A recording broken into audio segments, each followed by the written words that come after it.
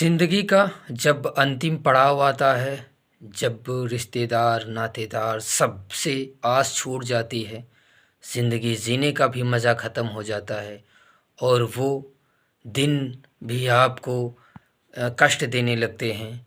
आप जहाँ रहते हो वहाँ की व्यवस्था और आपके शरीर भी आपका साथ छोड़ने लगता है।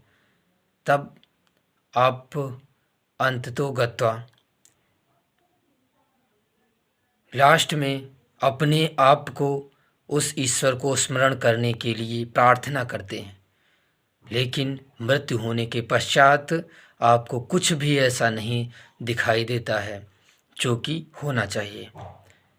आपके बच्चे, आपके पुत्र, आपके नाती पोता, सभी लोग आप सोचते हो कि ये हमारे करीब हों, इनको मैं जब तक ज़िंदा हूँ तब तक मैं इनको अपनी आँखों के सामने रखूँ। मरने के बाद कौन किसके साथ में क्या करता है कोई पता नहीं।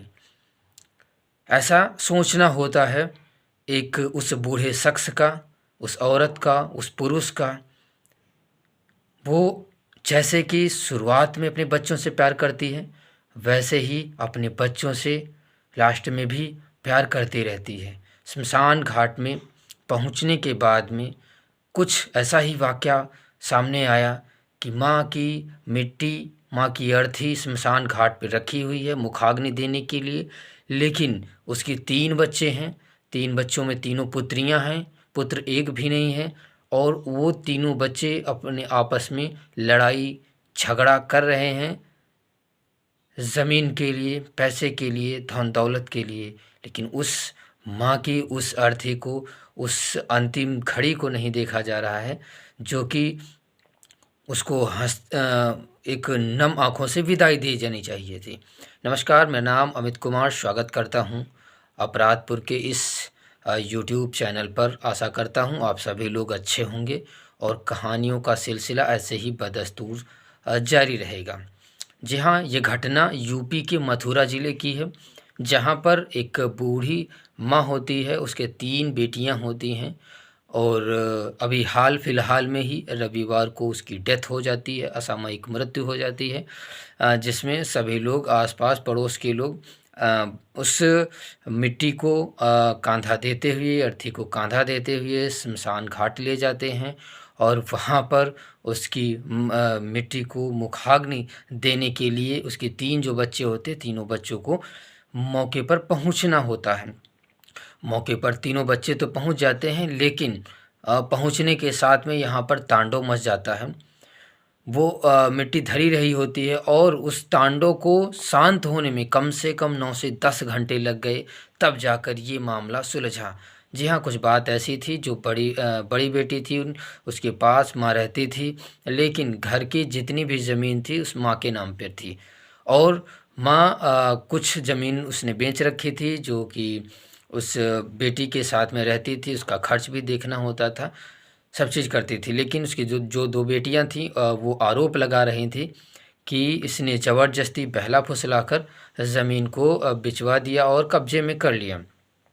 इस वजह से माँ को अंतिम यात्रा में मुखाग्नि देने की जगह पर वहाँ पर सबसे पहले ज़मीन झगड़े का विवाद शुरू हुआ। विवाद शुरू होते हुए धीरे धीरे 2 से 4 घंटे व्यतीत हो गए। गांव के लोग जो साथ में गए हुए थे उन्होंने समझाया कि ये समय लड़ाई करने का नहीं है, आप लोग इस चीज़ को बाद में भी सुलझा सकते हो, गमगीन माहौल है, आप इसे इतना न उछालो जिससे कि आपको भी परेशानी हुई। लेकिन वो दोनों लोग मानने को तैयार नहीं थी और माँ की अर्थी वैसे ही रखी रही। बाद में पुलिस को भी सूचना दी गई, पुलिस भी आई, उसने जांच पड़ताल करी, दोनों लोगों की बातें सुनी और बातें सुनने के बाद में पुलिस भी खाली हाथ उसको भी लौटना पड़ा, क्योंकि उसकी भी वहाँ पर कोई भी काव्य नहीं चली। लास्ट में जाकर वकील को बुलाकर और एक स्टाम्प पैड पर कागज़ पे लिखाया गया, जिसमें तीनों लोगों की ज़मीन जो भी बची हुई थी बराबर बराबर हिस्सों में बांटने के लिए कहा गया और तब जाकर उस बूढ़ी माँ को मुखाग्नि दी गई। क्या कहा जाए, कहते हैं पूत का पूत होता है, लेकिन बच्चों को माता को कभी भी कुमाता नहीं कहा गया है। यहाँ पर कुछ ऐसा ही वाक़या सामने आया कि पूत न होने पर भी जो बच्चियाँ थीं उन्होंने ऐसा रौद्र रूप दिखाया कि अपनी माँ को जो माँ अपने बच्चों को पलकों तले बिठा कर रखती थी और अपने बच्चों के लिए उसने सब कुछ किया, शादी विवाह किया, अच्छा वर ढूंढा, अच्छा घर ढूंढा, ढूंढने के बाद में वही बच्चे आखिर में आकर माँ के अंतिम समय में उनका साथ न देते हुए उनकी लड़ाई करते हैं, जर ज़मीन के लिए लड़ाई करते हैं। क्या शिक्षा मिली इन बच्चों को, कैसे क्या हुआ?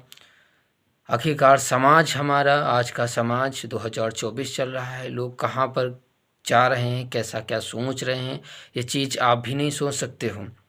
इस वजह से कोशिश करिए आप लोग भी कि ऐसा कभी भी ना हो कि आपस में बहन हो या भाई हो कोई ऐसा विवाद पैदा हो जिससे कि आपस में मतभेद बने, और मतभेद बनने के साथ में लोग ताने मारे हंसें।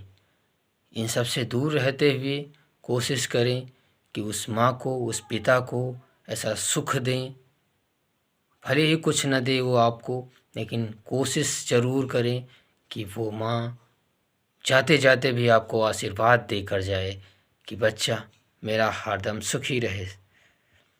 इसी कहानी के साथ में यहीं पर विराम देता हूँ। जय हिंद, वंदे मातरम।